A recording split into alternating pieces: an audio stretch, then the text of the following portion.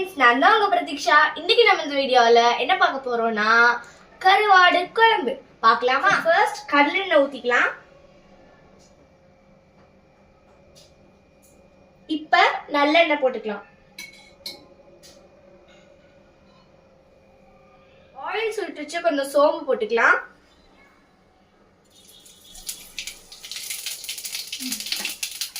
கொஞ்சம் வெந்தயம் போட்டுக்கலாம். இப்போ கொஞ்சம் ஆனியன் அண்ட் சில்லி போட்டுக்கலாம். கருவேப்பிலை மல்லித்தலை போட்டுக்கலாம். 2 டொமேட்டோஸ் கட் பண்ணி வச்சிருக்கோம், அதை போட்டுக்கலாம். தக்காளி வெங்காயம் வதங்கிடுச்சு. இப்போ நம்ம முருங்கைக்காய் அப்புறம் பிரிஞ்சால் போட்டுக்கலாம்.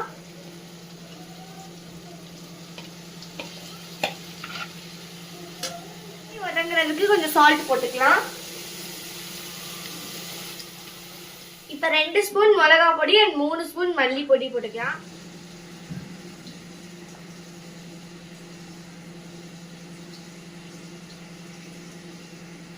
முக்கியமான இன்கிரீடியன்ட் கருவாடை போட்டுக்கலாம். புளி கரைச்சு வச்சு தண்ணியை ஊத்திக்கலாம்.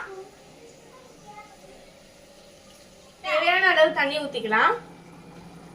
இது கருவாடு குழம்பு, அதனால உப்பு லாஸ்ட்ல செக் பண்ணி போட்டுக்கோங்க. ஏன்னா கருவாடுல ஆல்ரெடி உப்பு இருக்கும். ஸோ லாஸ்ட்ல செக் பண்ணி போட்டுக்கோங்க. இது நல்லா கொதிக்கட்டும். கொஞ்ச நேரம் கழிச்சு செக் பண்ணி பார்க்கலாம். ஒரு 5 மினிட்ஸ் கழிச்சு செக் பண்ணி பார்க்கலாம்.